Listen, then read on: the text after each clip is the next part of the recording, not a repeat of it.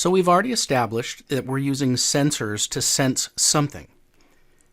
That physical measuring piece, the little piece that sits in whatever it is that we measure, collects raw data, and then it converts it to something that we can interpret with our controller. If we look at a controller, it has inputs and outputs. Sensors also have an output, and the sensor output is what goes to the controller input. So those two things have to match up. With temperature, we looked at resistance. Just about all of the other sensor technology that you're going to come across when you're dealing with sensors is going to be either a voltage output on the sensor or a current output on the sensor. You'll hear the term transmitter, pressure transmitter, or pressure transducer to describe those types of sensors. If you see the term transducer, it means that it's sending a voltage out. So 0 to 10 volts DC, 1 to 5 volts DC. And if you hear the term transmitter, it means that it's sending a current signal out. So 4 to 20 milliamps, for example. In this business, those two terms get used interchangeably. If you ask me for a transmitter or a transducer, I know exactly what you're talking about. So let's look at an example of this in a product sheet. I went back to ACI's website and I just grabbed a random differential pressure transmitter. It'll help me to demonstrate how all of these different pieces go together when you're working with a transmitter or a transducer. It doesn't matter that I picked differential pressure. This could have been gauge pressure, or it could have been humidity, or it could have been a number of other sensors. The pieces of information that we're going to look at will translate across all different types of transmitters and transducers. The first line is talking about supply voltage. Now, this particular sensor is powered by 24 volts AC or DC. So I have to have a transformer there to power it up. And then it's going to send an output to our controller that's either 4 to 20 milliamps, 0 to 5 volts DC, or 0 to 10 volts DC. We'll look at the different pressure ranges for this transmitter here in just a few minutes. There are a couple of other things on this page that I want to talk about first. The next one on the list here is the warm-up time. And for this particular sensor, it's 15 minutes. So what that's telling us is that when you apply power to the transmitter, give it 15 minutes to get an accurate and stable reading. Then we get down to the proof pressure and burst pressure. When we're dealing with pressure sensors, that's really important to pay attention to. This particular one says ranges less than 1 inch of water column. The proof is 270 inches of water column, and the burst is 415 inches of water column. What does that mean? The proof pressure is the maximum overpressure condition that you can go to without negatively affecting the calibration of the pressure sensor itself. If you exceed the burst pressure rating, the material inside of it will burst or break. Just to give you a reference point with inches of water column versus PSI, inches of water column is a very, very small measurement of pressure.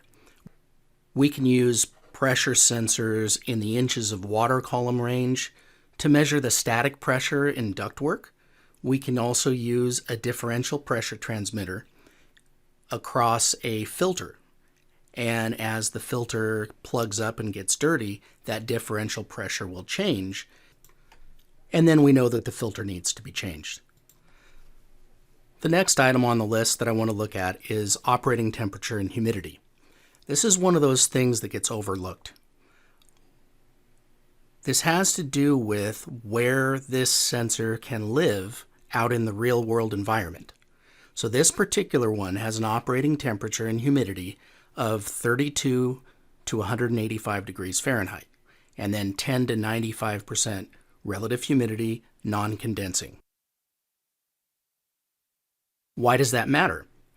Well, with this particular transmitter, if I'm in a cold environment and the ambient temperature gets below 32 degrees, I can't use this sensor. I don't know exactly what's going to happen to it, but I'm going to assume that it has some kind of a fluid in the pressure sensing mechanism itself that might freeze, expand, and destroy the sensor. So we want to pay close attention to the environmental limitations on the sensors that we're choosing. When we're dealing with pressure specifically, one of the most important things to pay attention to is the next one on the list, and that's media types. This one says, intended for use with non-corrosive, non-ionic gases such as air and other dry gases. Different gases can attack different components of a sensor. So this particular sensor is only designed to be used in air and other dry, non-corrosive gases. That means I can't bring ammonia into it, or chlorine, or anything other than air.